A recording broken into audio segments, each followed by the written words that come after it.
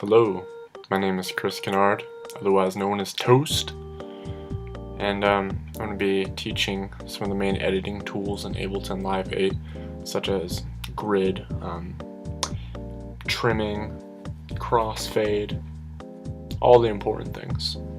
So I'm just going to get right to that then.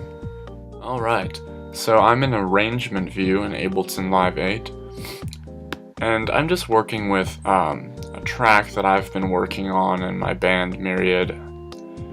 And so there's a particular section that's a bit messy and would be a good area to express some of these finer editing details.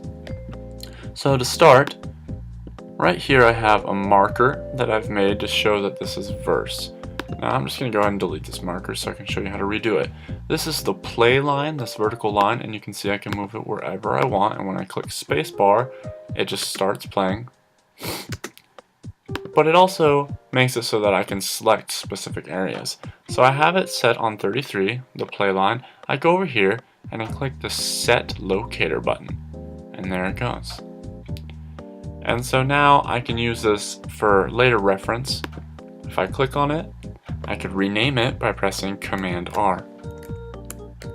Verse 1. And I could do this however many times I'd like.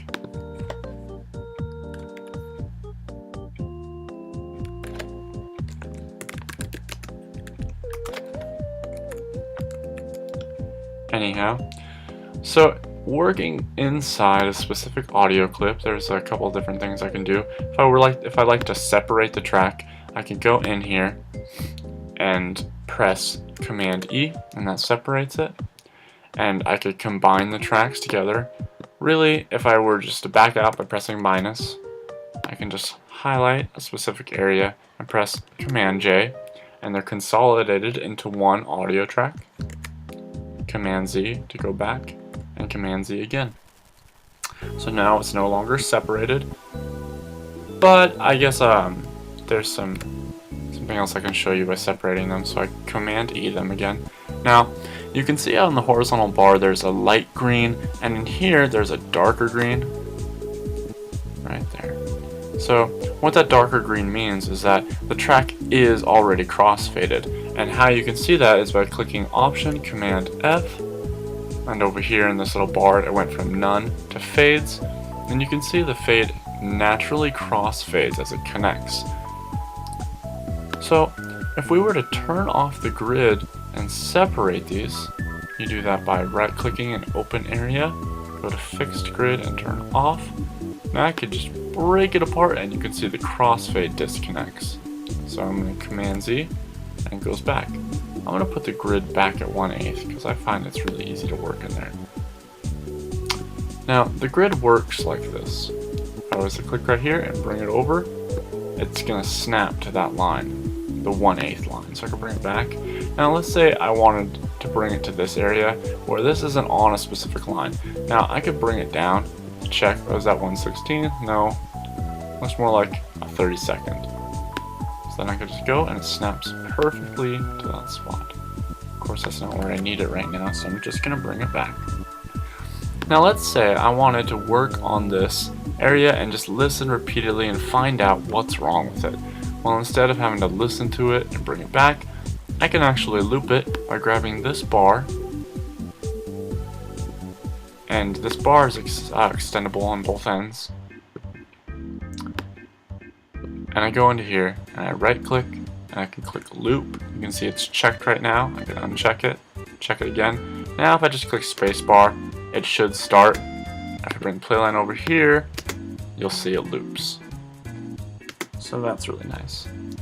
So to finish off this video, I just have a couple more things to talk about, such as zoom, and just to make sure we understand what that is, you can zoom up here and above the numbers by clicking and pressing down and pressing up, zooms out and left and right, and this is a really nice, useful way to zoom.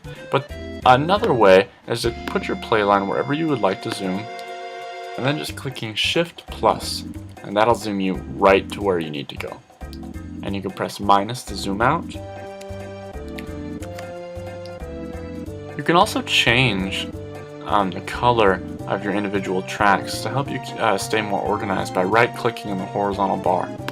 And the colors you can see are at the bottom. You can pick whatever color you like. I like to use bright colors for when I've messed up. Alright guys, so I hope everybody who had a chance to review my video enjoyed what I had to say. I hope you all learned a little bit from it, and if you already knew the information, I hope you knew it for some other DAW, and this helped in some sort of way. Anyhow, I enjoyed making the video. I always love cementing these ideas into my brain. This is a great class, and I appreciate you watching, and I hope you all have a nice day and enjoy the rest of the class as I do.